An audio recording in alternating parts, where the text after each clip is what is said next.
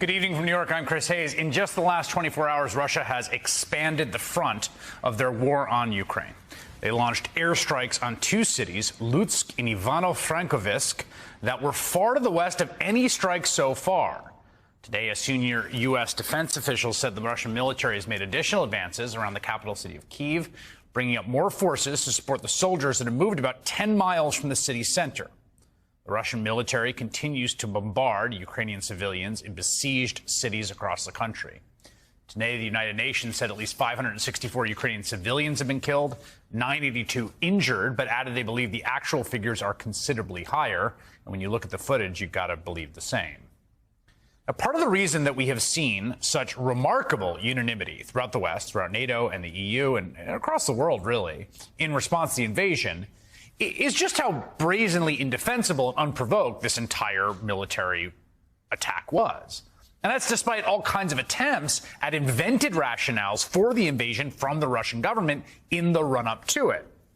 In fact, the Biden administration very effectively debunked those claims in real time, sometimes getting out ahead of them, and it left Russian President Vladimir Putin without anything close to a valid excuse why he was doing this.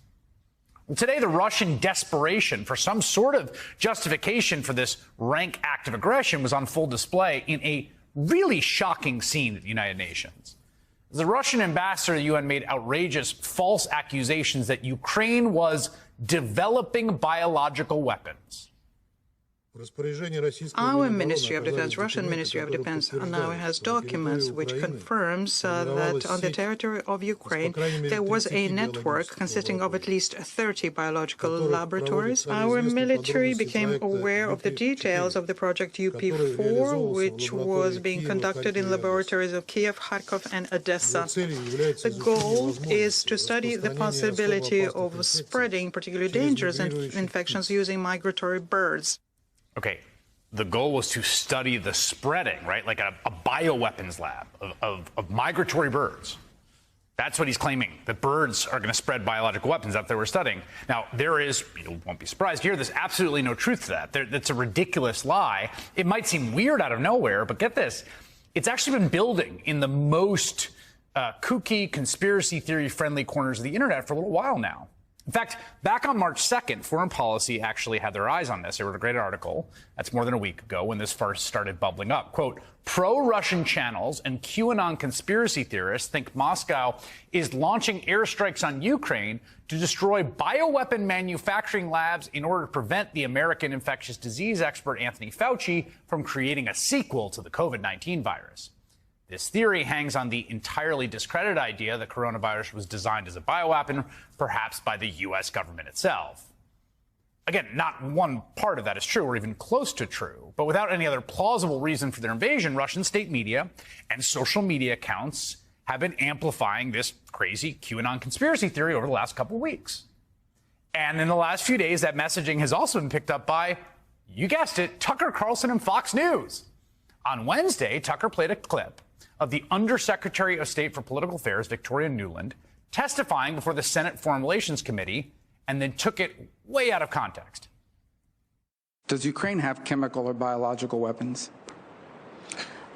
Ukraine has biological research facilities, which, in fact, we are now quite concerned Russian troops, Russian forces may be seeking to gain control of. So we are working with the Ukrainians on how they can prevent any of those research materials from falling into the hands of Russian forces should they approach.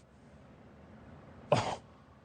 Does Ukraine have biological weapons? Ukraine has biological research facilities. What? You mean secret biolabs? Like the secret biolabs Ukraine definitely doesn't have? Ukraine has those? Yes, it does. Oh, wait, what? Are you kidding me? Oh, my God. Am I seeing this? Real woe if true moment. Except, of course, it's not true. No matter how many rhetorical questions you ask yourself and then answer, that's not what's going on. It is exactly what Fox News national security correspondent Jennifer Griffin explained an hour later to Sean Hannity. Jennifer, but we do know Victoria Nuland admitted that labs existed. What exactly they're for, we never got clarity on, correct? Well, we do have clarity. I have a fact sheet. That's what I was just reading from here at the Pentagon. And it is a long program that has existed where the Pentagon has partnered with these biolabs. That is part of this effort to try and clean up those Soviet-era labs and make sure that nothing escapes from those labs. And so the U.S. has been very open about its involvement there with that. Jennifer Griffin deserves a lot of credit throughout this conflict for providing accurate information in an environment that frequently discourages that kind of thing. She didn't even ask herself a single rhetorical question. And as she explained in that interview, Undersecretary Victoria Nuland was talking about facilities that are actively trying to counter biological threats and doing research. The fear was that Russia would weaponize the things that they were studying. Okay, so that's what the situation is. That happened 2 nights ago on Fox. Guess what happened today? The Russian ambassador to the United Nations took that absolutely wild QAnon conspiracy theory that Tucker Carlson was pushing and introduced it to the UN. The Victoria Nuland, Assistant Secretary of State, basically confirmed the fact that there were dangerous studies being conducted in Ukrainian laboratories in Congress in 8th of March. There was a direct question put by Senator Marco Rubio, and she replied and said that in Ukraine there are research structures which should not end up in the hands of the Russian armed forces. End of quote.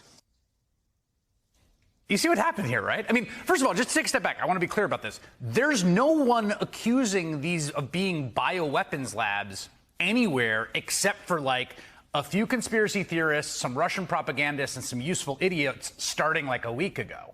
It's just invented out of whole cloth. There's no evidence that they are. There's nothing. It's built on nothing, okay? And now the Russian ambassador to the UN is basically parroting the propaganda that Fox News is running with, which they took the baton from whatever corner of QAnon internet, to justify their invasion of Ukraine. Well, we got to go in there, the biolabs. I mean, look, it's transparent, it's brazen. Also, just, again, provide a little Occam's razor here. If Russia actually believed this, why didn't they talk about it in their buildup to their invasion? Vladimir Putin gave a whole speech, I will remind you. He's talked a lot about why he was launching the special operation, also known as the war into Ukraine, the invasion. Talked about a lot of stuff, talked about the Russian Empire, talked about NATO, talked about Nazis. No mention of biological weapons. They're desperately scrounging around to find some justification and just like throw stuff against the wall and watch which idiots lick it up. That ludicrous effort today at the United Nations fell entirely flat. Here's what and again, if you don't trust the Pentagon, okay, I don't want to hear the Pentagon one sheet. Here's what just one ambassador random, the Albanian ambassador, the UN, who's sitting there watching this, the very next speaker after Russia had to say. Russia's allegations are, in our opinion, part of the information warfare, false, unsubstantiated, part of the usual propaganda and the disinformation coming from Russia, conspiracy theories not worth our time. However regrettable all this is, it is hardly surprising since everything, absolutely everything we have been hearing from Russia regarding Ukraine has been false, fabricated or distorted. We should therefore be very worried that in spreading such disinformation, a crescendo of allegations about weapons of mass destruction could serve as yet another pretext for Russia to prepare the ground and use chemical or biological weapons during its ongoing invasion of Ukraine while accusing others. The point the ambassador makes there is that by accusing Ukraine of a possible biological or chemical attack, Russia's laying the groundwork to use those weapons themselves. It's also a point the U.S. ambassador to the UN, Linda Thomas-Greenfield, made as well. Last month, Secretary Blinken laid out with tragic accuracy what Russia was about to do. He specifically warned that Russia would manufacture a pretext for attack and even cautioned that Russia would fabricate allegations about chemical or biological weapons to justify its own violent attacks against the Ukrainian people. Today, the world is watching Russia do exactly what we warned it would. In fact, it is Russia that has long maintained a biological weapon program in violation of international law. It is Russia that has a well-documented history of using chemical weapons. We have serious concerns that Russia may be planning to use chemical or biological agents against the Ukrainian people. The intent behind these lies seem clear, and it is deeply troubling. Throughout this crisis, American intelligence has developed a track record of accurately calling out Russia's next move, unlike, again, some of the useful idiots lapping up their propaganda. Now they're sounding the alarms about Russia using some kind of biological or chemical weapon, given the recent history of the Russian government accusing people of things they're about to do themselves. There's some real reason to be worried.